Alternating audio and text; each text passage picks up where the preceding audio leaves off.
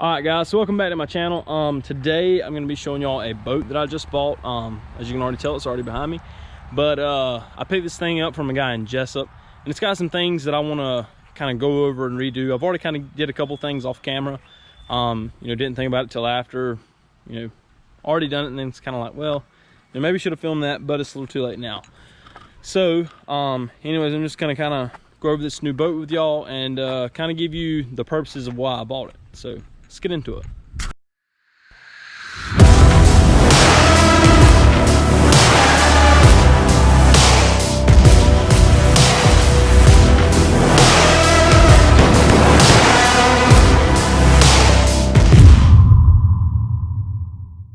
So first things first, I'm sure you want to know what kind of motor's on it. It's a 2017 Yamaha 4-stroke. It's a 25 horse.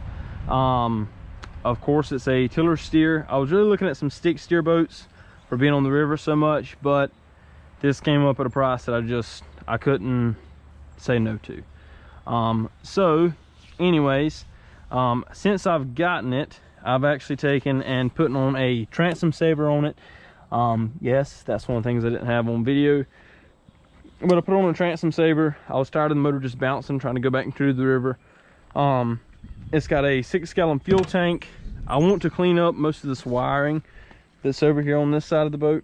And I also want to relocate my battery up to that front storage compartment in the front deck. The boat is a 1999 Duracraft all welded 1542 boat. So of course there's no rivets in the boat anywhere.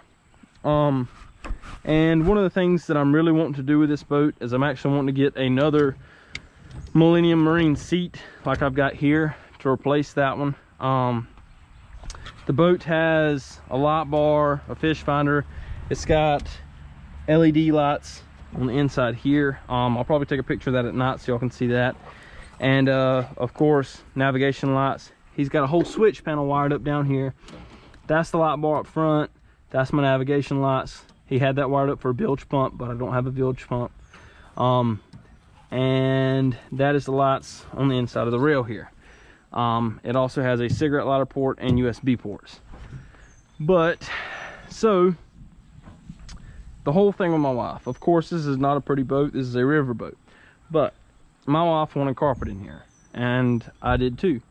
So expect a video on this. And of course we're not done. I ran out of multi-purpose glue or contact, whatever it is. But it had aluminum floor pans down here in the bottom, and I'll try and take a before picture and post it up so y'all can see that.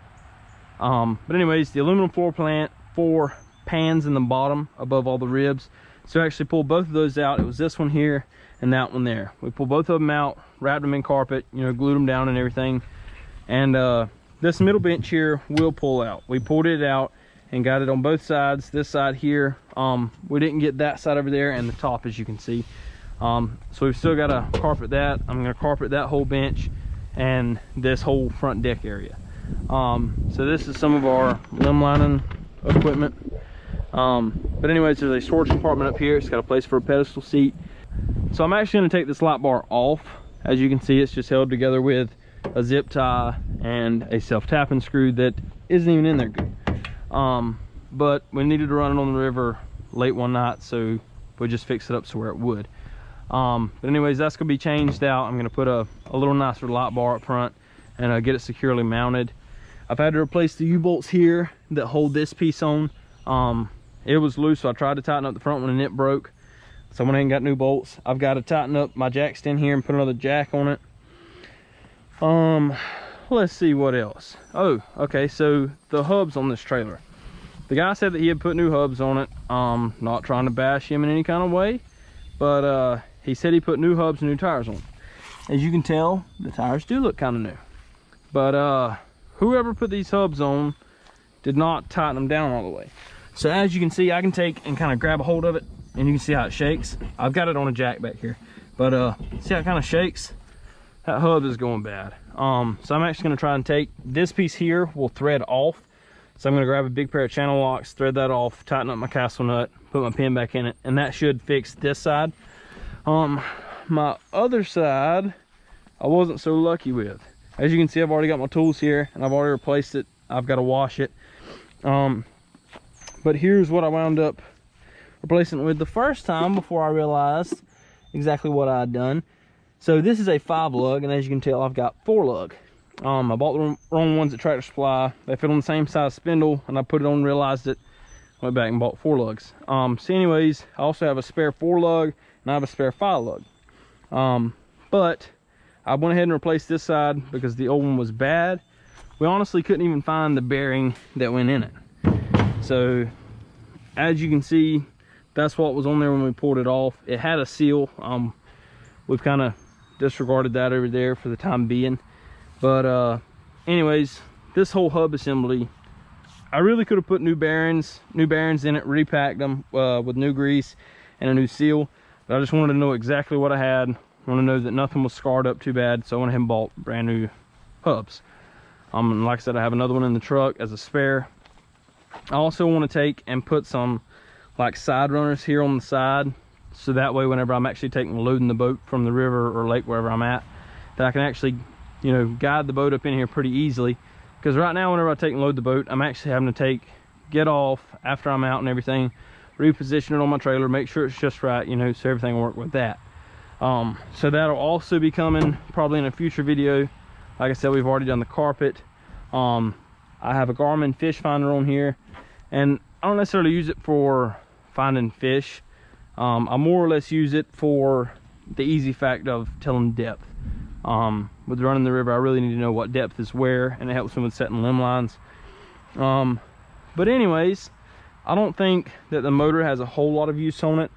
I went ahead and replaced these bolts that were back here, you know, with better bolts, lock nuts, and that kind of stuff. The guy that had it before me actually had this built and put on there, so it kind of held the motor up a little higher and helped it perform a little better. But so like I said, we're going to take and basically carpet the whole inside of the boat. I'm going to close up that hole that's up here in the front. They said they used to have stick steering on this boat. I'm not going to convert it to stick steering, but we're going to close up that hole with probably some sheet metal. And I'm probably going to keep that cigarette lighter there in case I want power at the front of the boat. So anyways, here's the boat, and that's pretty much it with it as of right now. Alright, so that's going to be the end of this video. So anyways, we've got some more things coming with the boat, and you know, light bar, doing more carpet, you know, the side panels on the side of the boat, you know, just some other stuff like that we'll be doing to it that I will get on camera this time. But if you haven't already, make sure to drop a like and subscribe, and we'll see y'all later.